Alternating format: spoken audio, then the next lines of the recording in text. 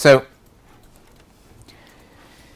let's just theoretically go back, because we need to understand this stuff and why we're doing this. So if you really have done the most simple experiment that you can do with transcriptomics, and you really have just said, what's the difference between when I add something and when I don't, or what's the difference between A and B, then really you've got, and let's say, imagine we have done that in 3 times, then all you've got is a relationship between A and B. That's the only thing that can happen. So in terms of what a gene can do, it can either go up or go down. It can be not expressed, or this expression might not be changed. It's a fairly simple thing. So if we'd taken Claire's data set and gone, what's the difference between A and B? Well, there's 2 things here. I've got very little correlation space. Okay, if you're looking at a set of samples and they are pretty well replicated, then essentially most things haven't changed. Okay, so most things are going to be correlated.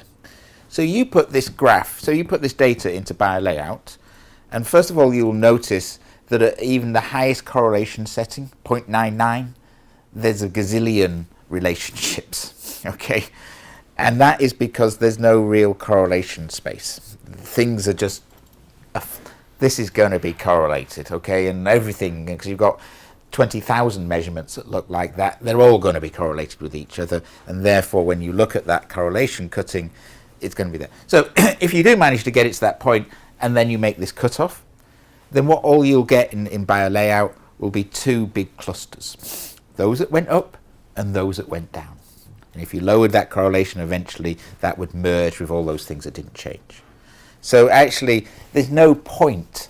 If you've done an experiment like this, just do a statistical cutoff and say, what am I going to believe that's changed between A and B across a given threshold?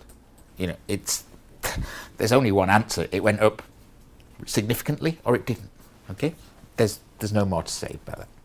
So this is not the type of data you want to be putting in BioLayout. But the point I'm trying to make here is that as you increase the number of samples that you're actually investigating, then the number of potential patterns that can be in your data increases.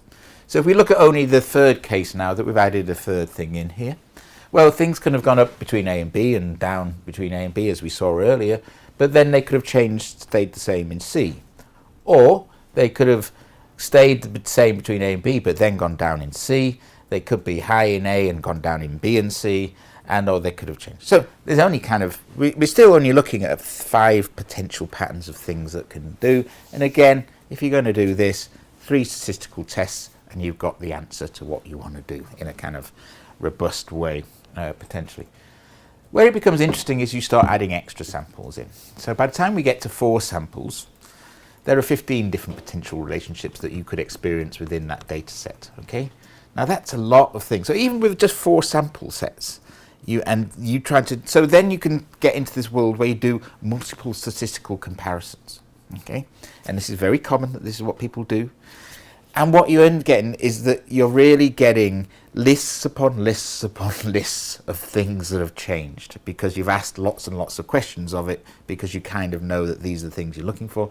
But the other thing is that in any kind of pairwise statistical test, you're going to get the same things coming up more than once, because these guys relative to these guys are coming up, but they're also going to be coming up in this relationship as well. So that actually what your statistical pairwise comparison doesn't give you is any resolution to this. Okay.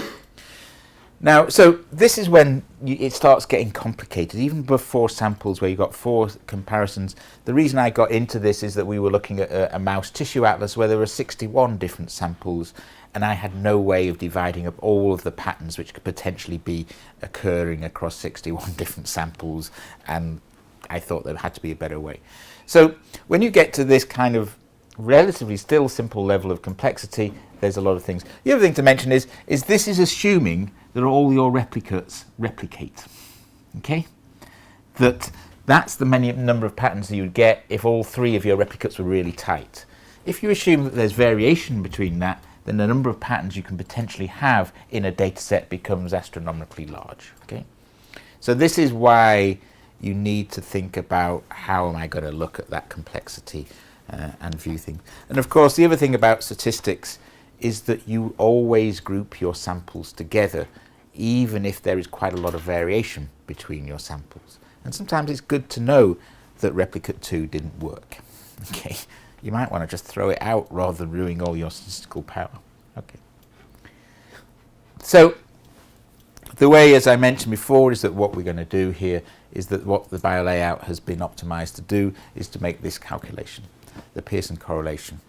So it's an intensity and sample order independent. It doesn't matter which way you order your samples, your Pearson correlation between 2 sets of numbers will always be the same.